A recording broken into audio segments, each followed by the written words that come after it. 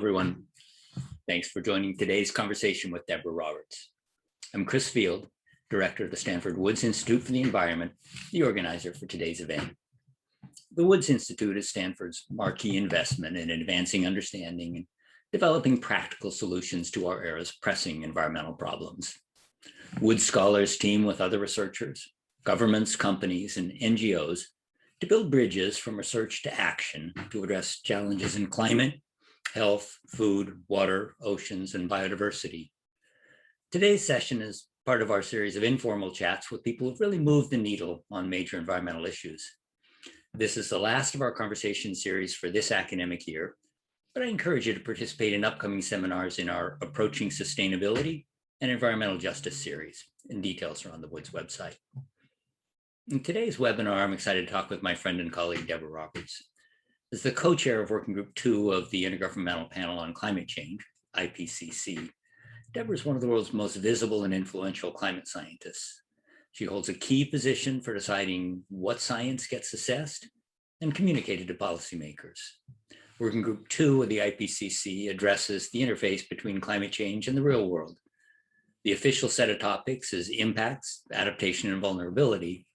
In practice, this means that Debra has broad influence over how the assessments are organized, which topics are featured, and whose voices are prominent. Debra is from South Africa, where she's an influential practitioner in building resilience. As the head of the Sustainable and Resilient City Initiatives Unit in the eThekwini Municipality and Durban's first Chief Resilience Officer, Debra's day job is converting the theoretical understanding of the risks of climate change into practical solutions that could be implemented by individuals and communities with limited resources. Debra and I worked together extensively when I held the position that she holds now, and she was lead author for the work on urban areas. Together, a lot of our focus was on communicating the science, especially to people in developing countries. I've always been impressed with Debra's ability to span worlds, keeping what seems to me to be 100% of her attention focused on helping residents in the communities she serves, and 100% on the dynamics of international climate negotiations. The format for today's conversation is that I'll start with a few questions, and after about 20 minutes, we'll get to the good part, questions from all of you. To get a question into the queue, type it at any time into the Q&A box. There's a little Q&A button at the bottom or the top of your screen, and we'll get to as many of your questions as we can. After the webinar, we'll draft answers to any unanswered questions and post them on the website. Debra, maybe we can start by talking a little more about the IPCC. It's an important entity that's still poorly understood outside governments and scientists who serve as authors. Maybe you could just say a few words about why you think the IPCC is so influential. Thanks, Chris. And perhaps before I answer that question, just thanks to you and the Woods Institute for inviting me, and thanks to the 80 people who've made time in their days to be with us for this conversation. I think the IPCC is still influential and increasingly so because it's the conduit really into national governments. And I think in a COVID world, and hopefully one day a post-COVID world, the key resources are increasingly being localized in national governments again. And so if we're keen on turning that climate dial, we really have to influence the national government debate. And the IPCC is the one forum which brings 195 governments together to develop an understanding of what the science tells them about the causes, impacts, and responses of climate change. So it's this remarkable co-production system between science and national governments, which hopefully leads to an increased awareness of what action options are and how we move towards a better, more equitable and sustainable world. And one of the things that I've always admired about UN programs like the IPCC is the one country, one vote, and it doesn't matter if you're a big, rich country or a poor, small country, you still get to be a part of the conversation. But in climate science, we face the challenge of having a large fraction of the research and the publications coming from the rich worlds. And I know you've always been a very strong advocate for empowering the voices of people in developing countries. How have you taken that on in your role as co-chair? Yes, so it's been a challenge. There's no doubt. You know, when I took over the hot seat from you, I suppose in many ways, you know, my first thought is, well, what do I bring to the table that might be new or different? Because I am different in the sense that, as you've indicated, I'm the first local government practitioner who's ever been a co-chair of the IPCC, and really, two focal areas leapt out at me. You know, how do I improve, for example, the awareness of the IPCC in Africa, and how do we bring forward an awareness amongst those people who actually drive change, so at the local government level. Now, that's taken an enormous amount of effort. We're just readying ourselves now for a large-scale outreach in Africa, where we are taking the information of the 3 special reports out to African research and policy communities. And it's been an extraordinary amount of work to take those global assessments and mine out of them the Africa-specific messaging, putting it down in a way that would make sense to Africans using communication experts. We've also done a lot of training in South Africa, and we'll do this with the outreach in Africa on how people can access the IPCC world by becoming an expert reviewer. Because what's become very clear to us, and in fact, this last week we spent most of it with a group of African postdocs, the IPCC is virtually unknown to them. And so it's been a lot of sending out messaging, developing networks in Africa, training, developing dedicated communication material to go out.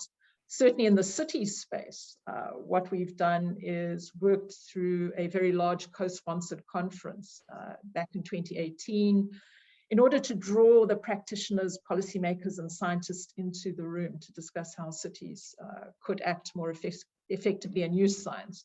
And that's had all sorts of spin-off effects. The Global Covenant of Mayors has developed a research agenda.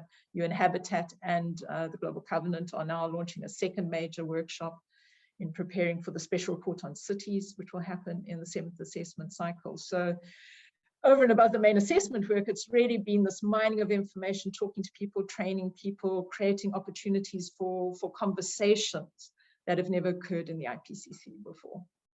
And that is a really important next step in developing climate solutions. The 3 special reports that you mentioned are the limiting warming to 1.5, the land report, and the one on oceans and cryosphere.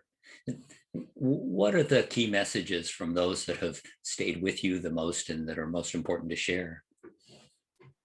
Well, I think the 1.5 was probably the game changer. That was the umbrella report, and we used the land and ocean and cryosphere report really to bring nuancing to that 1.5 message. And essentially, that message was that every degree of warming matters. And certainly the scientific community was quite ambivalent about the invitation from the United Nations Framework Convention on Climate Change.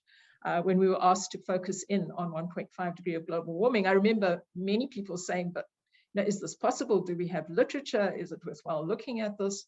And probably the big take-home message was, yes, half a degree actually matters. Every element of warming matters. It's very clear that every year that we delay matters, every choice matters. And I think the big take-home message was we need a whole of society response. No one can opt out. So we have to find a seat at the table for everyone to play a part in the climate change response. And certainly land and the Ocean and Cryosphere report nuanced that. So land spoke, and I think if you watch the media, you know, a lot of media covered the dietary aspects. So move to plant-based diets was called out. The need for restoration and land management in a way that was climate sensitive was called out. Ocean and Cryosphere spoke to us about the big slow changes that the ocean and frozen parts of the world will bring, particularly to poor and vulnerable communities. And so that really nuanced this idea that everyone is impacted, everyone has to respond, even in the farthest reaches of the world. One of the messages that I took away from the 1.5 report is something that you and I have talked about very frequently, which is the importance of adapting to the impacts from the changes that have already occurred, and the recognition that we're already seeing impacts that are major and consequential and require action around the world. And we've talked a lot about the way that uptake of an adaptation agenda has been slower than the uptake of the mitigation agenda. I think that's probably especially true in poor parts of the world, in Africa specifically. But you've been a real leader in encouraging people to be serious about adaptation. Do you want to talk about some of the steps that you've taken in your community and around Africa that have begun to make a difference? And you're absolutely correct, Chris. I mean, I think adaptation is always the most difficult element of the response toolkit to bring to the table. But certainly, given the vulnerability and inequity that are encountered in many parts around the world, not least in Africa, adaptation is the top of the immediate short-term agenda for most African countries, just simply because of the large-scale risks our populations are exposed to, and the high levels of vulnerability because of underdevelopment and the resulting exposure that we find in those communities. So adaptation is certainly a priority for a continent like Africa, and certainly for the city I work in Durban. We're a coastal city, and so we've got huge exposure from our infrastructure to storm surge and river flooding. What we've really done in terms of our adaptation work is look to opportunities to tie development needs into the adaptation space, because adaptation is tricky in the sense that in many ways you are asking people to invest in things they can't really see or might come in the future, and yet you still have vast needs in terms of housing underdevelopment, basic infrastructure. And so what we've really tried to do is tie the political needs to deal with the development deficit together with the adaptation needs. So, and this has been very variable across the board. So on one hand, we have created, and Chris, you'll know this well because we used it in AR5, large-scale reforestation projects, which look to improve catchment management. Restoring important biodiversity areas is an important part of our nature-based solutions, but at the same time using those to create socioeconomic opportunities for peri-urban and rural communities, particularly women and unemployed people in those communities. Because what is really important is an IPCC report is one thing, but let me tell you, putting my mayor in a car and being able to take him or her out to a project where there are beneficiaries who can speak to the value of climate change adaptation work and improving the quality of their lives really turns the political dial. We've also began a different look at infrastructure, so tying in grey infrastructure with green infrastructure, because we know in African cities that's going to be an important combination for us. So our stormwater people looking at restored wetlands as part of their stormwater management has been a critical part of that. But also governance for adaptation is really important, particularly for a city like Durban, which sits at the end of the pipe, as it were. And so we've had to break down governance barriers and work with our surrounding municipalities in the form of a compact to ensure that we're all using spatial planning in the same way. And I suppose the final thing I'd want to say is that we're now getting into the tricky area from a governance point of view and dealing with our traditional leadership, because half of our city is managed by traditional leaders, and you can't plan for adaptation and catchment management if those two forms of governance are not talking, city hall and traditional leadership. So we're currently working on that. I'd like to talk a little bit more about this three-way overlap in the adaptation space, where you're trying to align adaptation, economic development, and job creation, and especially important in the US now, where so much of the focus on climate change is now centered around the impact on jobs. And the reforestation efforts you talked about are a really beautiful example of how to do that. Are there other examples of the way that you've been able to align climate change adaptation and economic development that help make it clear that we're moving both of these agendas in parallel?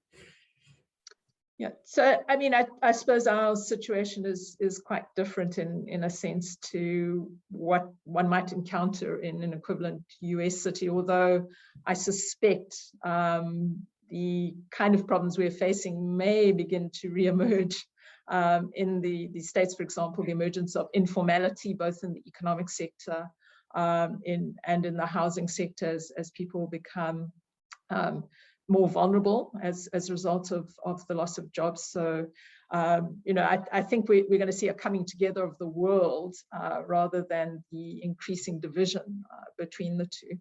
Where we've really gone with our adaptation work is to burrow into this idea of resilience, because what we've realized is for society to adapt, we are going to have to acknowledge that informality, particularly in the African city, is a critical part of our urbanization, and it's where a lot of our risks have the highest impact, just simply because of vulnerability and exposure. And so a lot of our recent work has been with informal settlers, going into those particular areas, looking firstly at opportunities to understand you know, what servicing they need, what their risks are.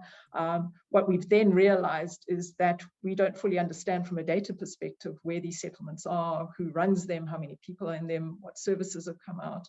And so what we've really tried to do in order to build a base for future job creation and economic intervention is try to pull from the outskirts, as it were, the peripheral areas of urban development, the informal settlements, to build the trust, to begin the conversations, to develop the databases. And we found that we're very compromised as a city in terms of our handling of data in order to build that conversation. So what we're finding is there's no immediate job intervention in these areas, but to build that trust and understanding so that we can build out the opportunities for these areas to play a greater role in our economy, because a lot of the informal economy is invested in these areas, but we've got literally decades of distrust that we're currently unpicking with the informal settlers. So that's probably the major route that we're currently taking there. And I think what it indicates is there are no easy fixes. If you're going to go in and change these systemic problems that are ultimately resulting in unemployment,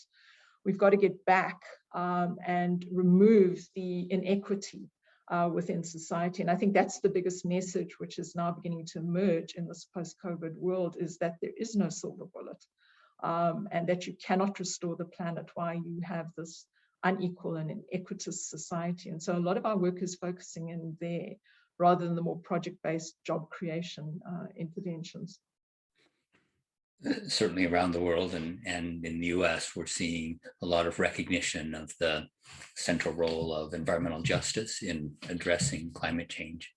In the context of the informal settlements that you're just talking about, is that a place where the role of the traditional governing entities, the tribal governments, really plays a role? Or how do you think about building a shared understanding of what needs to happen next, and a real vibrant partnership with the traditional governance structures, you know, in the Durban area or around the world? Again, and this has been a real lesson to us, and there are many different power bases within the informal settlements. So Durban has just under 600 informal settlements, some of which occur in the traditional leadership areas, but a large portion occur within the more formal city hall controlled areas. And there are a number of power bases within those settlements, different community groups who represent them. And so what we've learned is the ability to create an open table, to welcome people into processes.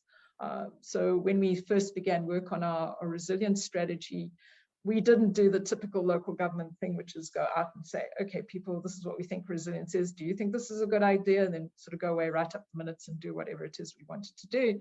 But really welcome people in and said, look, we don't fully understand what resilience is in terms of this city's needs. And that really led to an opportunity to engage the informal leadership,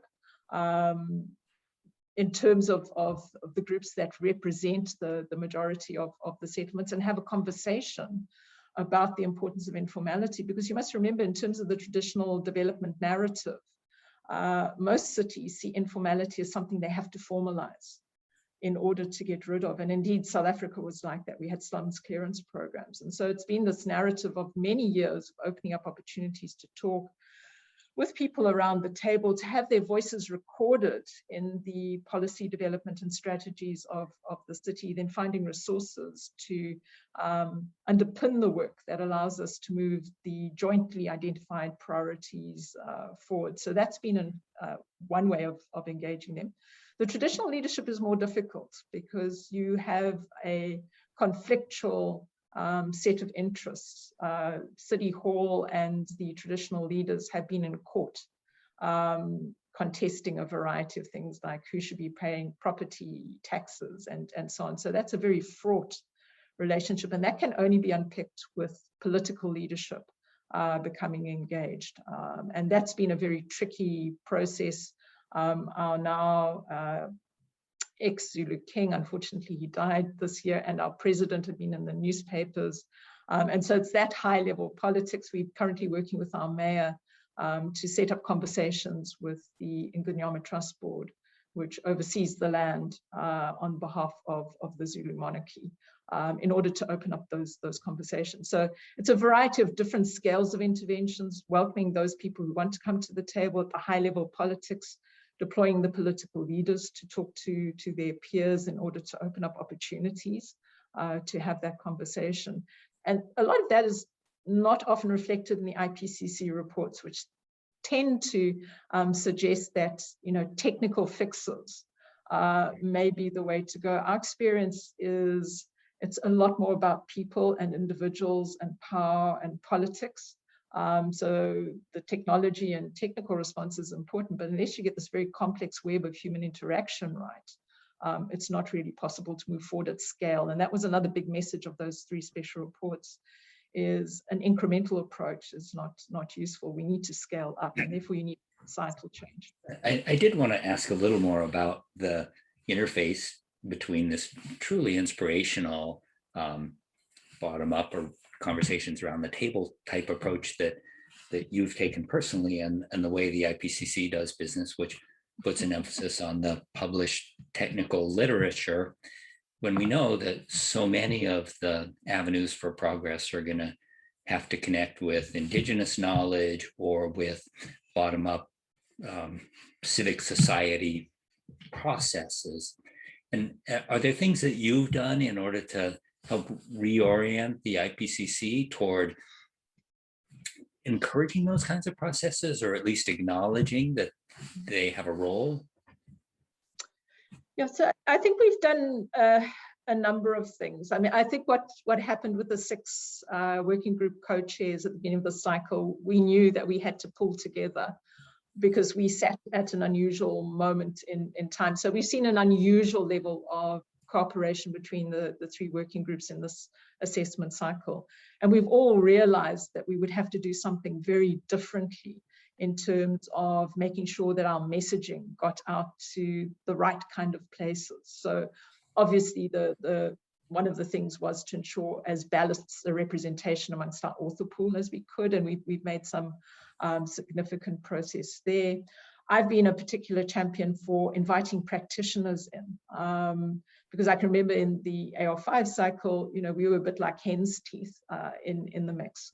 And we've tried to create a more welcoming place for practitioners, because they are your bridging people.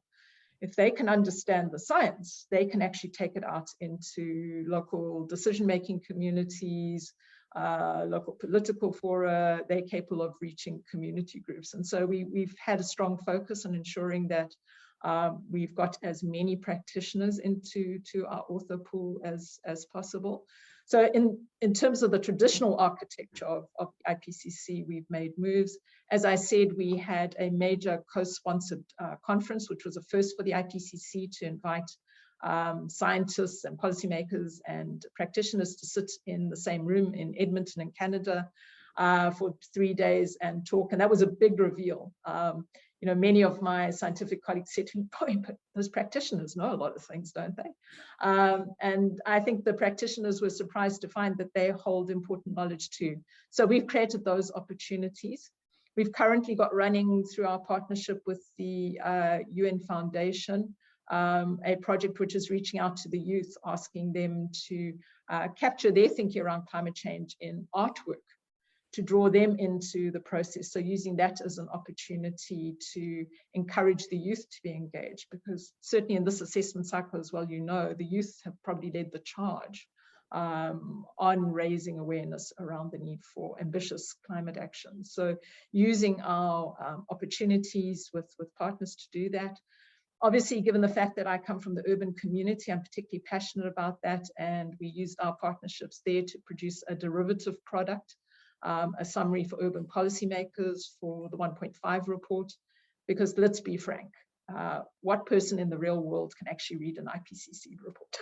No one. And so we did a translation job on that for the urban policymakers, which was very significant in beginning to mobilize an understanding and awareness in the urban community, which is now generating real benefits in terms of engaging that community for the second major conference, as the community readies itself to contribute to the research that will underpin the special report on cities. So there have been a number of avenues that we've used to begin to get this information out. And then we as co-chairs, obviously all talking to our individual communities, using our lead author meetings as major outreach opportunities. So we've looked for every reasonable opportunity that the IPCC has in order to get our messaging out.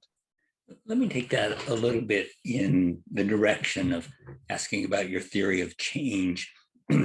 You know, the IPCC plays a critical role as the interface between the scientific community and the governments, as you've described, but there's so much more to do.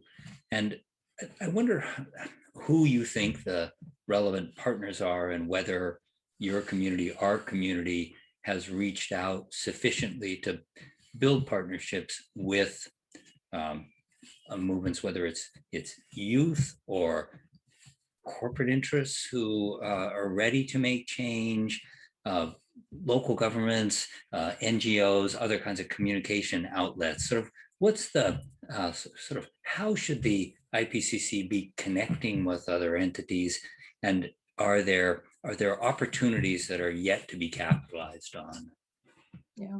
And it's a difficult one, Chris. You'll recall, I mean, the strength of the IPCC is the fact that it is a neutral body. It is free of any allegiance to any particular group. And it's that scientific integrity, there's the desire to ensure that there's no conflict of interest in the work that the IPCC does, which by definition has meant that the IPCC kind of stands apart in a way, in order to protect that, because its credibility depends on that, because governments are very critical audiences. If they begin to see alliances and allegiances that you know, they believe compromise the integrity of the IPCC, then all trust would be lost. And the IPCC, in its co-production mode, relies very strongly on a trust relationship between science and policy. So it's not an easy space in which one could say, right, let's go out and network with the world. One has to be very judicious in reaching out. So, you know, I don't think the IPCC is an organization that could necessarily have broad-ranging networks.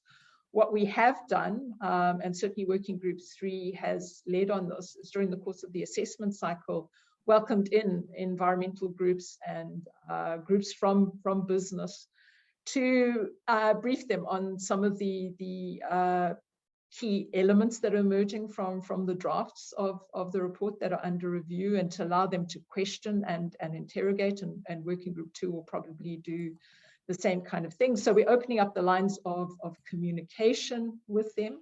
What we have thought about more closely too is how we target our products so that those communities can more easily pick them up. And so a lot of work has gone into trying to think about how we create, for example, summary for policymakers that in fact are comprehensible. in the real world. And Working Group 1 has done an amazing job. They've just sent out their summary for policymakers. I'm absolutely stunned by it. It's actually 10 IPCC pages long. And I can understand it, which is great from Working Group 1. So I don't think we've done enough in terms of creating the networks, but we are beginning to explore what is possible by opening up the IPCC debate a little more and inviting more people in, but at the same time being mindful that we have to be cautious.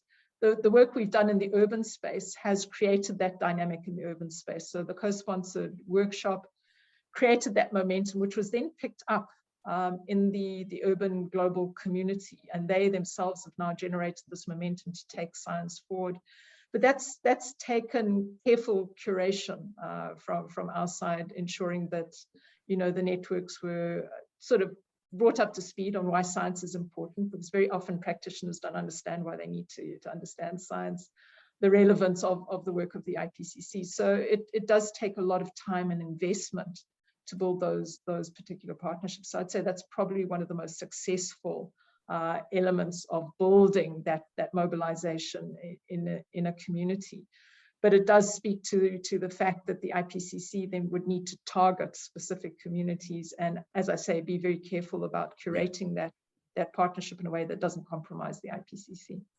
Yeah, for the non-IPCC aficionados in the audience, I'll just mention that Working Group 1 is the physical basis of climate change, and Working Group 3 is the technologies and economics of reducing emissions.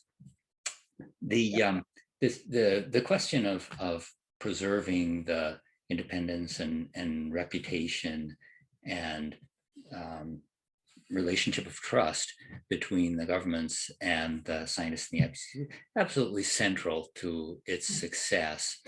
And one of the things that people are always have trouble understanding is how there can be a conversation about climate science when the countries of the world are so diverse, and there are some that are almost existentially opposed to action on climate, and others really recognize it as the core risk they face in the future. And how have you found the interaction with the full set of IPCC members, which are the world's countries? Yeah. So as you say, Chris, I mean, our member states have very, very diverse views, but that's the real world. So I come from a history of climate change negotiations, so that diversity does not shock me. It would shock me more if there weren't those diverse views. And those diverse views are really important, because if you've got reports which are saying we need a whole of society response, then we need to find ways where every one of those 195 governments can feel comfortable at the climate response table. I mean, that is what the real world is about. And so ultimately that negotiation, I think, helps us fine-tune our understanding of what is policy relevant. Because remember what the IPCC is. It's not a scientific organization. It's a panel of governments. The scientists are brought on board to do this assessment, but it's a service to those governments to rally that literature, to assess it, to give governments an understanding of the causes, impact, and responses. And so one shouldn't think of this as anything other than a service to governments, which is what we provide. Those governments have a view. But when we get into that final co-production approval, where we've got a summary for policymakers on the table and we do the line-by-line approval, the authors will always hold the final pen. And so those diversities of views will be expressed. They'll be heard by the authors. The authors will look at them in light of what is in the literature and how they assess that literature. And ultimately, the authors will hold the pen on what they believe to be the final message, which is appropriate in responding to those diverse views. So I think those diverse views are also important in helping the scientific community understand what the policy world needs in order to be able to move forward. So I think it's a vital part of the conversation. Of course, you're always going to get countries who are at the extreme of the spectrum, but for the most part, the countries are in the room to find ways to inform their actions and move the world forward in a positive way. So to me, it's the most exciting part of the IPCC, because it's when the real world bumps up against the science. Most of the countries are interested in finding solutions. But I want to transition after one more question to questions from the audience. But let me ask about how among your colleagues and in the IPCC, the US is viewed now, after having, during the time you've been co-chair, withdrawn from the Paris Agreement and now rejoined the Paris Agreement, and being all over the map in terms of being a constructive or non-constructive actor in this whole space. Yeah. So you'll remember that, as an IPCC co-chair, I can't make pronouncements on any one of our member states. But, what we can say is, given our message in the 6th assessment cycle that we need a whole of society response, of course, having the US back at the table is an important part of ensuring that level of ambitious action and the scale and rapidity with which that action needs to happen, that makes it more feasible. So of course, having the US back is a great thing for the IPCC and the work that it does, because it certainly falls in line with what the response options we outlined in our 3 special reports indicate, that everyone, according to their particular resources, needs to be able to respond positively to the challenge out there. So it's been great in this assessment cycle to see the US come back to the table. Well, I hope they stay at the table as a constructive actor. Let me. Well, the signs are good, Chris. I mean, all the signs are good. The president is, with his convening of the 40 countries and the kind of discussions that happen there, all the signs are good. That's for sure. And on board. For me, there are 2 things that really have changed the landscape. One is the really broad recognition that climate change is real and important, and it's not like there is a meaningful question about whether that's the case. But I also think it is really compelling now that many of the solutions are not only affordable, but they're really attractive. They're things that people recognize can be used to build robust economies. They can be used to build vibrant communities. There are lots and lots of steps that are consistent with the aspirations that any country should, have for its own people, and that they're not mostly in the spirit of sacrifices that need to be made to address this, long-term sort of hypothetical. Please. Are you going to transition? No, go ahead. That's fine. Yeah. Okay. Well, I'll just start with a question that speaks to you as an urban practitioner. And what do you see as the most needed research directions in urban climate meteorology adaptation? Yeah, that's a relatively easy one for someone who works in an African city.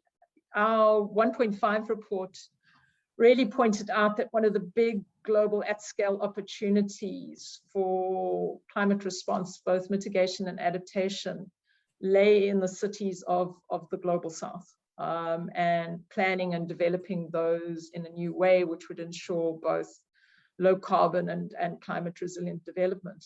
The problem is the old template for the global north city just simply doesn't fit in the global south city. And there is no vision at this point for what a climate resilient, low carbon African city, for example, would look like. And that's a really important question to answer, because we are the most rapidly urbanizing continent in the world. And so what you do in Africa's cities and how you build climate resilient infrastructure and low carbon infrastructure will literally turn the dial globally. And I think it's that package of understanding what a climate resilient African city looks like is one of the big research gaps currently. We need to be able to break that down and understand what the component parts are, because we really don't know, given our different set of circumstances, what the way forward might be. You know, what kind of spatial planning, how do we protect our ecosystems? You know, if you've got high levels of informality, how are we viably going to stop people living in river valleys and on oversteep slopes if they are desperate to get to economic opportunities? How do we fix those particular challenges? And I think that's the big gap, is you've got this window of opportunity which will close rapidly over the next 2 to 3 decades, but not really a roadmap for how we create that resilience in the African city. Let me follow up. This is a question from Somini Sengupta from the New York Times, and I'll just read it. I'd like to learn more about how climate adaptation can make poor people's lives better, not just help them adapt to bad things. Are there 2 or 3 specific examples in addition to afforestation? For instance, have you done anything particular with informal economy workers you spoke of? Yeah, thanks for that question. And I think that's a really important point that is made, is that very often if we're looking at the global south, you know, it's perceived that we're just the receiver of problems that we've now got to find solutions to. And there was quite an important paper some years ago, you know, which really stressed is, don't call me resilient. I don't want to be called resilient. You know, I want to look to a future where I don't have to worry about resilience as a call from the global south. So I think that is an important message, but that requires fundamental changes in systems. So, you know, that's the point I tried to make with my answer to one of your previous questions, Chris, is that we tend to think that you can projectize these solutions, and we ourselves have tried them, as I spoke to with the reforestation work. But what we've begun to realize as we've begun to dig more systematically into the problem is that the answers don't lie in, for example, creating job opportunities around specific projects necessarily. While that's important, is we've got to unpack the whole governance and political and social system that puts people in these invidious positions where they are forced to deal with these particular challenges. And so our work has moved away from those projects to really beginning to unpack and understand how we create new governance systems that allows people to come to the table so that they can express what they need from the system, which is what we don't have. Very often when we projectize a response, we will arrive with a solution package rather than bringing people to the table to build those solutions themselves. So no, our work currently doesn't have any work in the informal economy, because to get there, we've actually got to have the informal people at the table. And that, after decades of mistrust between government and the informal settlers, is taking years to rebuild a process of discussion where people are sitting at the table, where we're beginning to fill in some of the fundamental gaps.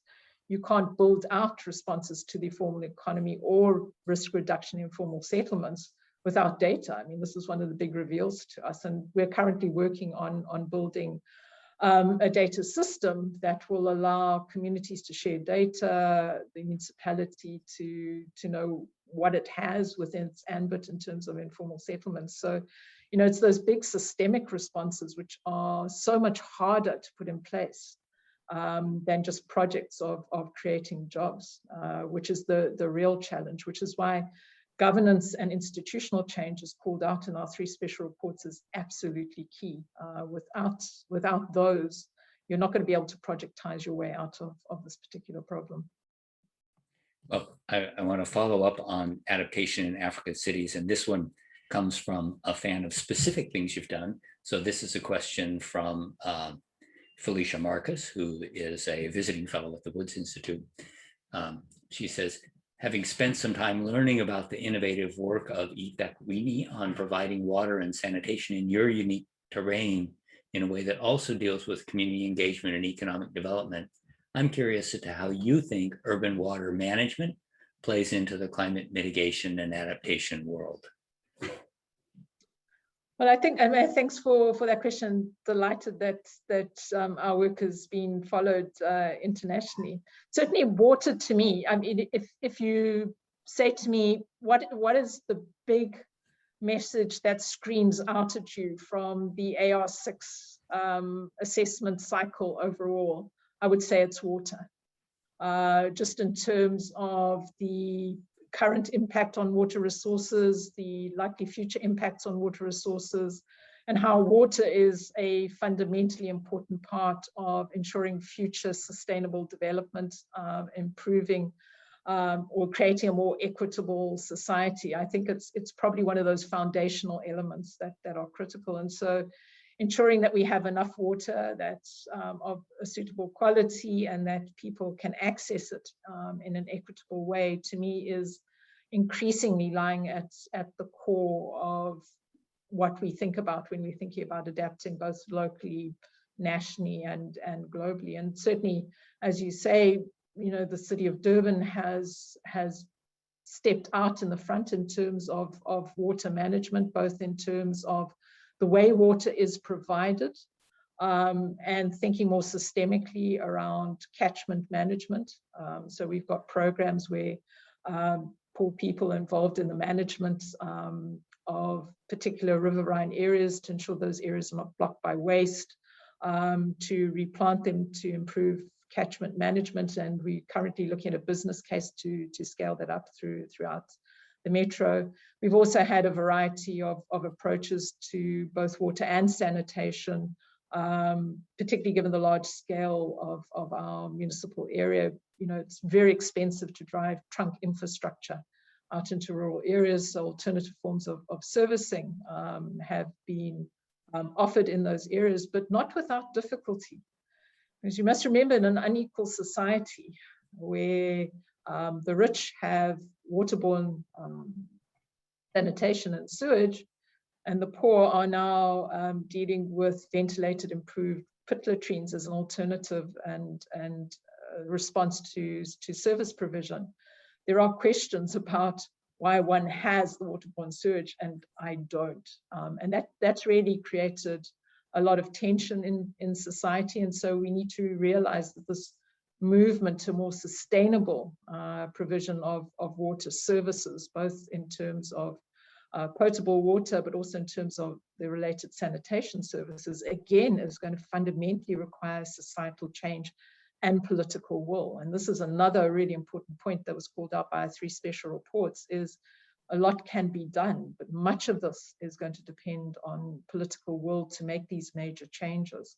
And in an unequal society like South Africa, we're probably the most unequal society in the world currently, that's very difficult because the haves don't necessarily want to give up what they have.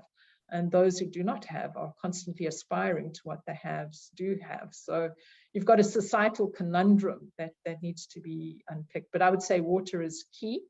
And again, going through those processes of drawing people to the table to figure out how we unpick that conundrum becomes a core part of that work.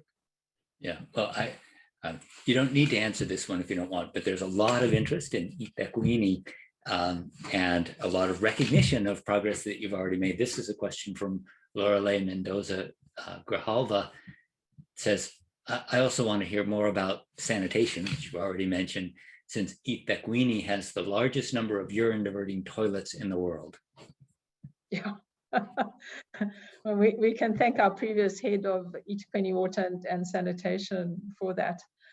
That was simply a response to the need to find a more sustainable way of servicing our large municipal area and increasingly large population. We simply don't have the money or the water to drive large trunk sewers out into the rural areas of our municipality. And our municipality is much more African in many ways than, for example, Johannesburg or Cape Town, in the sense that there are areas within our boundaries that are still deeply rural, but are being settled at a rapid rate.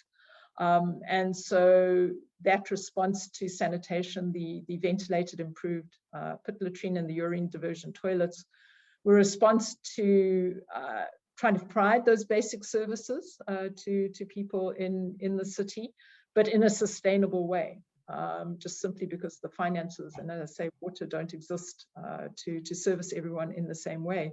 But as I've indicated, that has come with challenge, because people have looked at that level of servicing and are questioning whether this is an equitable provision of service in the municipal area, when there are still central parts of the city served by the traditional waterborne sanitation. So, those conundrums are out there, but the reason we have such a large profusion of these urine diversion toilets is really in response to that need to service this very large and diverse municipal area. Okay, I'm going to turn now to a question that's more about future opportunities, and particular opportunities for people who want to invest philanthropically in this space. The question is, what advice would you give a medium-sized foundation able to make climate investment of about $1 million a year? Which projects would you prioritize to maximize impact? I'm not certain whether that's a question to me in my IPCC role or my local government role. You may take it however you wish. So in my IPCC role, I would say that and in fact, I've been talking to this very issue with a group of African postdocs. If the IPCC reports are to remain as influential as they are, if they to inspire action across that very diverse range of countries who make up the IPCC panel, then we need science which comes from those communities. And we've got a real problem in that the research being done by young, for example, in this case, African researchers, is very difficult to get into the high impact journals because of the costs involved in that. And so I would say that one of the things that foundations can do is look to increasingly support the work of young up-and-coming scientists in the global south, because only with that diverse science do we get a range of options that governments can see themselves in. That's really important if we want to see action. So I think that's critical. It also means if you invest in them, they have a better chance of being selected as IPCC authors and bringing their diverse worldviews to that assessment. So I feel very strongly that the support of science in the global south is often neglected, and we will continue to produce reports that don't then fully represent the views of the world unless we fix that. So I think on the science side, that kind of investment is important. If I put on my practitioner hat, and you would have gathered I'm biased, I think investing in the small and intermediate sized cities in Asia and Africa, in developing a more sustainable pathway forward is the way to go. That's where the population growth is. That's where the big opportunity for change that can also be partnered with development is. So I would really say, and these unfortunately are the cities that are generally neglected. So very often, and I've found this myself, when big funders, for example, come to South Africa, they will tend to go to Johannesburg and Cape Town. And they go, Durban, who? And so the secondary and small and intermediate cities, which is where a lot of this growth and where a lot of the opportunity exists for a different development path, are totally overlooked in terms of investment. And I think lessons learned there and progress made there can be scaled, because there are so many small and intermediate cities around the world, in South America and Asia and Africa, that's a real testing ground. I think that's often neglected. So that would be my advice on that one. Let me ask about the specifics of your recommendation for training African scientists. Are there programs or opportunities that are positioned now that a foundation could invest in that would have a good solid impact in getting resources to the kinds of people who could really benefit from them? Yes, so there are programs in Africa. I mean, the German government is well known for its investment in Africa. So it's got programs like WASCAL and SASCAL. that operate in West Africa and in Southern Africa. So there are a number of initiatives, but again, if you think about the scale of the continent, this is a continent with over 1 billion people currently that will have 3 billion people by the end of the century. There's still a lot more that can be done. So yes, there are levels of mobilization, and as I say, the convening that I was part of for 3 days this last week again was funded by a German agency looking to support postdocs in Africa. So that work is there, but it's such a large need that there's always room for more at the table on that. But there are definitely existing programs. As I say, the two that come to mind are WASCAL and SUSCAL. And I apologize for the advertisement, but Stanford has a new joint program with the London School of Hygiene and Tropical Medicine that's specifically focused on training medical professionals in Africa. And so we're excited to get moving with that. Well, excited to continue moving with that. One question that we had earlier that relates to your distinction between the scientists and the practitioners comes from Nancy Faderspiel, and it says, how do you find practitioner in this climate change space? What does that really mean? It's a good question, and it's one I'm asked often. For me, they're the people who do. So I distinguish my scientific life from my practitioner life. In my practitioner life, you'll often find me, out in the field wading through a sewage-filled gully or something like that. I get out there and I do things in the real world. Whereas in my scientific life, I tend to think about things more. And I think those two things need to be tied together. But one of the big problems I've found, and I've always had a career which meant I had one foot in the scientific world and one in the practitioner world, is no one is trained to be the bridge between the two. And those of us who play that bridging role have developed the skill sets that we need just off our own bat. And I think we're increasingly in a world where we need a highway of information flow out of science into the world of practitioners, people who are capable of hearing the science and knowing what it means in their context and knowing how they need to change their context in response to that science. But we're not training them. And when they exist, it's a difficult place to be in, because let me tell you, the scientists look at you askance because you're too practical. The practitioners look at you askance because you're too scientific. We need to find ways of supporting that kind of community which exists in the shadows and is providing the bridging between those who collect the knowledge and those who actually turn the knowledge into action in the real world. Well, you're a spectacular example of someone who can be successful in both the practitioner world and in the scientist world. We're pretty much out of time. I do want to thank our crack technical team with Molly Field and Athena Serapio and Evan Schwartz. And I really want to thank you, Debra, for just an inspiring glimpse of where we are in tackling climate change and the role of the IPCC. And I'd like to give you an opportunity for a closing comment, if you'd like. Yeah, again, just thanks to yourself, Chris, for the invitation to be here, because it's very often these conversations that will spark an idea in someone's mind, and then they will go out and change the world. So an important opportunity. But really just to ask people to ensure that in the work that they do, I'm assuming that the vast majority of people who attended today are those who are interested in climate change science, either from a research perspective, from a media perspective, to constantly ensure that there's a focus on the global south. Because I believe truly that the future of the world depends on what we do in places like Asia, Africa, and South America. And very often those stories don't come through enough.